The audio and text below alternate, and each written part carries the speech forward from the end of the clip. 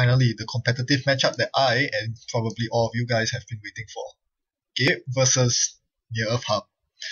So let's get down to it.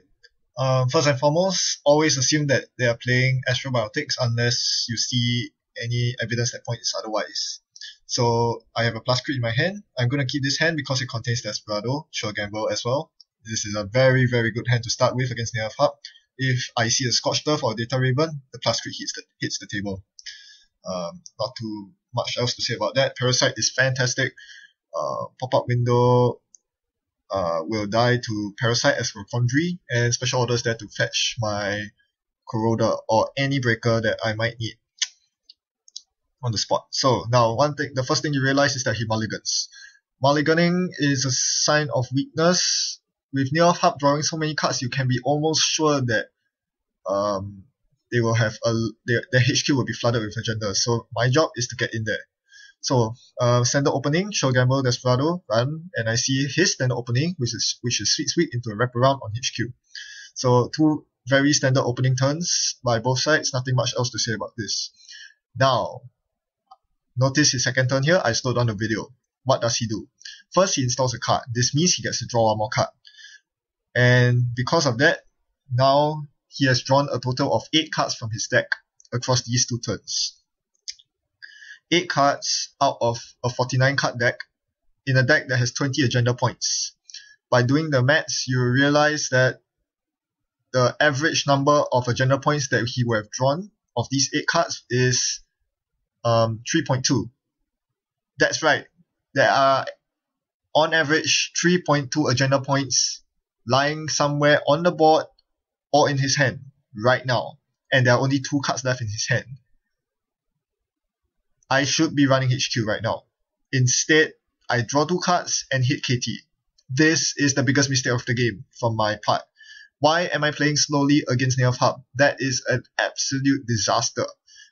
There were 2 possible lines of play there. I could have either inside job his hand, which will be free. In fact, it will give me 1 credit because inside job costs 2, negated by Gabe, and I've just brought it out. Get to see 1 card, it's probably an agenda. Another thing I could do, special order into a Corroder, run his hand. That would cost me 3 credits plus 1 to break the wraparound, but I'll get 3 credits back. Either of these would be fantastic plays. Instead, I'm hitting KT Jones. I'm not playing Gabe, I'm playing what? Ian Sterling? No. I'm not playing Ian Sterling. That was a huge mistake. And I continue hitting KT Jones. I don't know why. Am I going to trash that pack campaign anytime soon? I sure hope so, because it better be worth it. Because watch what he's about to do here. He has his pack campaign, and now he has so much money on the board. A turtle bags combined with 2 pack campaigns nets him 2 credits per turn plus potentially 1 or 2 more a turn depending on how many remotes he installs. So the only good thing about installing KT Jones is that I actually have enough money to trash the Sensitivity Grid that he just installed, but that didn't make any difference because he just used Biotic Label to score an Astro Script. Yes, that Astro Script was probably sitting in his hand the entire game, and I didn't challenge it because I was playing so passively. Your money comes from running HQ. Why are you not running HQ? Now you run HQ, and he reses a rotor turret to kill your Corroder. No, just kidding. It's just a pop-up window. I'm gonna get through. And this just shows you how flimsy NEH Ice can be. Pop-up window is nothing. Wrap around 1 credit. It's cheap. I actually made more credits from that run than I spent to get through the server. So it's so ridiculous that he was forced to trash the wraparound and get a new card out. In the meantime, he's still making a lot of money. Look at that. Remote install, he draws a card, he gains a credit by doing so. I could try to stop it, but I really need those credits for better things, like installing this Parasite on the pop-up window. Never a bad idea against Near Earth Hub, and it's one of the main reasons why you run Parasite in Gabe. Now I see an Eli, I have to get through, otherwise it'll be a waste of my clicks. More importantly, I'm getting 3 credits back anyway. And I see another wraparound. He probably won't be installing that, it won't text me. So I'm severely on the back foot right now. He has an Astro Script scored and I have nothing. Okay, watch what he does here. First click, overdraw with Jackson. He has 6 cards in hand. Second click, he plays Sweet Sweep. He gets a bit of money. And third click, he installs something over his HQ. Now, think about this. Why is he installing something over HQ? It could be that he's afraid of Siphon, but I could have siphoned him way earlier than this. So, this must mean that he has agendas in hand. And that makes sense because he wouldn't be able to pitch any agendas that he drew with Jackson because he was down to 4 cards at the end of his turn. So my first click, I draw Sneak Door, and I immediately Sneak Door run, knowing that there are agendas in there. Turns out the Astro Script that he would have scored next turn if not for this play. So that was huge. Yeah. I mean, consider myself very lucky that I drew the Sneak Door at that critical moment. But sometimes you have to get a feel of when HQ has agendas. And against Astrobiotics, trust me, there are always agendas in HQ.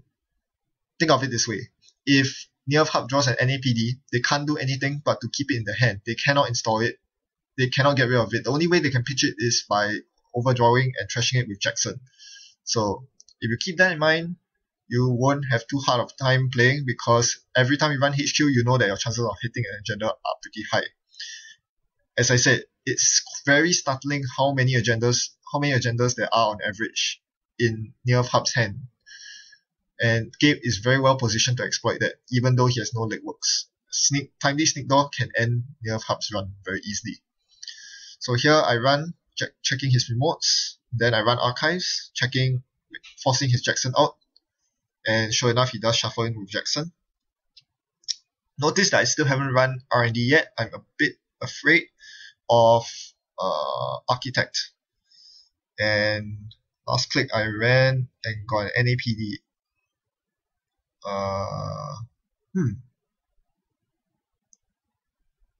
That's interesting. Where did I get the NAPD from? I have no idea. Anyway, yeah, that shouldn't have happened. Anyway, basically, yes, I'm pretty scared of R&D at this point. It's not really worth it to check R&D. I mean, you really want to because he has an Astro Script squad. You don't want him to top deck another Astro Script. But on the other hand, if it's an Architect, it's going to ruin my day. He has Turtle Backs out, and that will just give him more draw, more cards, and he will be able to sleight of hand his agendas if they are on the top of R&D. And I'm also worried about Roto Turret to a lesser extent. It's still one influence, so that is something I should be looking out for. But sometimes against Neof Hub, you have to take your chances, especially playing against Gabe. Playing as Gabe. Sometimes you have to take those risks. First, I use up Bank Job. This is very useful. And because of that, I'm able to install my FEM. So FEM actually comes in handy here. Because of that, I'm able to make 2 Sneak Door runs and see Fast Track twice.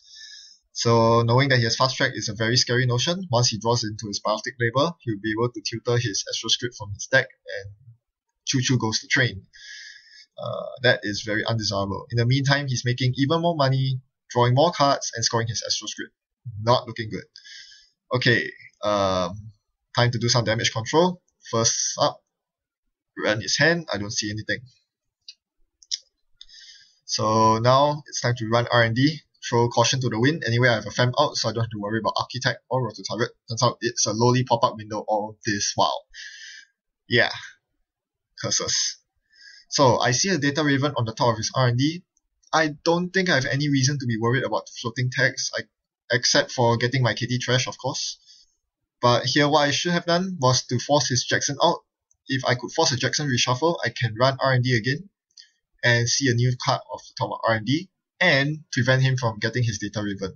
Because once he installs a Data Raven over a central, my life just gets much harder. You also notice in this game that Compromise Employee is no-go. It's pretty useless because, yeah, you want to play fast. Compromise Employee is for the long haul. And he doesn't have too much ice to rest anyway. Now, he puts 2 ice on Archives, so I'm pretty sure one of them is a Data Raven, and I don't want to bother with Archives anymore. I can trash my Sneak Door anytime I want now. In fact, Sneak Door's job is more than done. Sneak Door has allowed me to get so many HQ accesses, including the all-important Astro Script skill, and it has wasted his time by forcing him to install 2 ice on Archives. That's wasting him his 2 clicks, his 1 credit, and more importantly, his defenses over the rest of his centrals. His R&D is wide open. So here I make the play that I mentioned. I run R&D, run Jackson, run R&D again.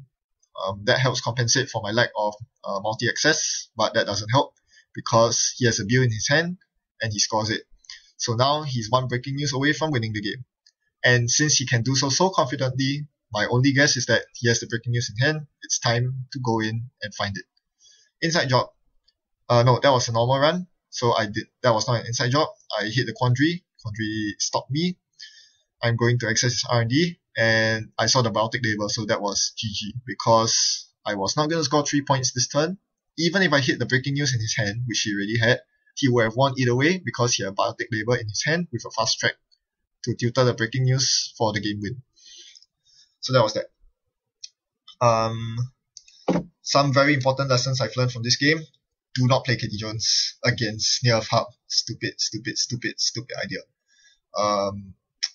Better find your R&D interface, install it, and let them have their daily business show than to waste your time with KT Jones. Very precious time that could have been used to grab my passport, to drop into what possibly could be an account siphon, and of course, most importantly, to raid his HQ and find those Astro scripts before he scored them. One thing you notice is that he scored his very first Astro script with the use of Biotic Label. Most Astrobiotics decks won't be so constrained, or rather, won't be so pressured to score Astro scripts with Biotic Label. They'd rather use their Biotic Labels to combo with fast tracks. But the very reason why he did that at the earliest opportunity was because I was Gabe. He knew that I could pile the pressure. He knew that Sneak Door could come anytime. He was forced to use his Biotic Label that early. And it definitely paid off for him. He played it very well. I should have raided his hand much earlier. Thanks for watching. Happy net running. Goodbye.